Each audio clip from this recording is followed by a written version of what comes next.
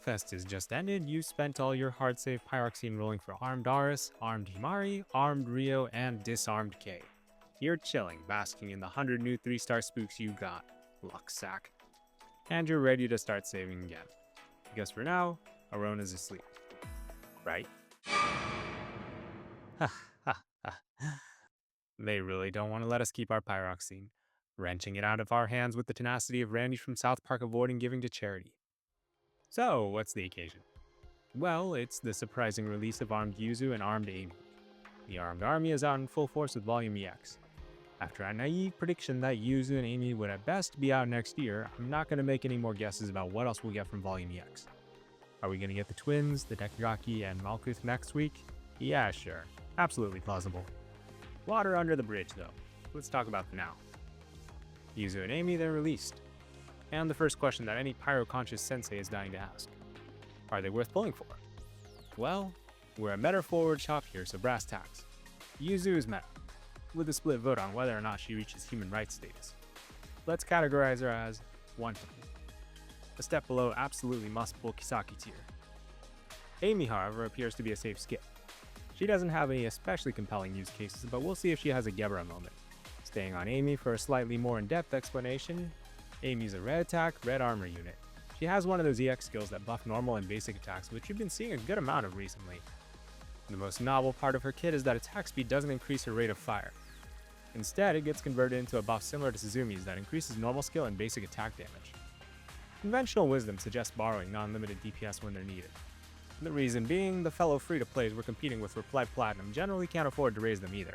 So I say it again, she should be safe to skip. On to Yuzu. Yuzu's like a special version of Ui or Sei. She is, however, the first to have 3 charges of cost reduction versus their 2 charges. Not that it doesn't come with a cost though, pun intended. She needs 4 cost instead of 3 to get that extra charge of cost reduction. Why 3 charges though? It just so happens that a certain Fest character that released recently has card redraw and wants to use 3x skills in a row. Strange how coincidences work, huh? Swimsuit Mika is another likely candidate.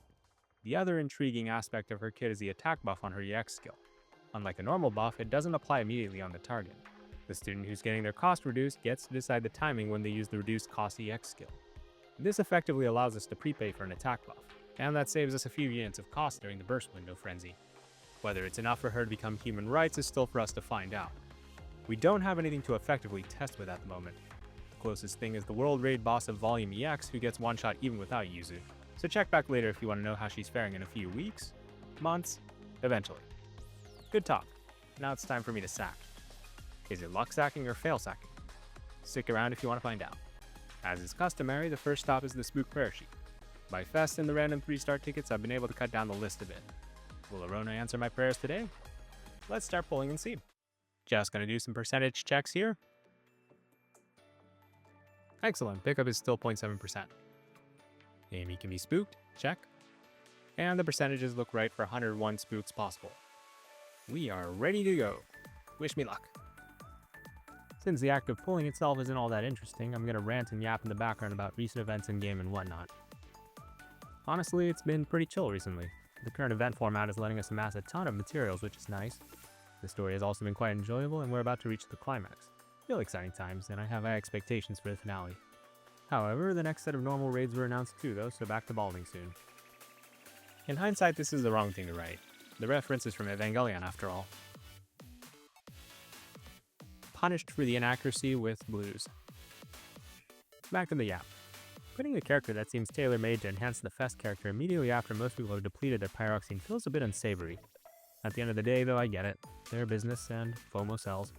They've also layered on the Encore summoning, which is the limited equivalent of Archive and Recollect summoning. 50 pulls, no pinks. That's a little disheartening. The Fest was already pretty good though, so I have no right to complain if this one goes a little bit sideways. Oh, we might be saved just yet. Nothing hurts worse than no pinks at all, so I'll be grateful. Arona, I beseech thee, grant me a UZ queen. Oh, no time to draw the crown. 1 pink, 1 shot, 1 dream. Let's do it. That's the right logo. And the text is right too. Fantastic. Ugh, what a relief. I don't even care that I didn't get any spooks. I'd give this a slight sack out of 10. I sure hope she's worth it. What am I saying? She's cute. It's worth it. One of my weaknesses, which I have plenty of, is cost reduction. Yeah, I don't feel like pushing my luck, so I'm just gonna give up on Eimi. Just gonna take my wins and run away.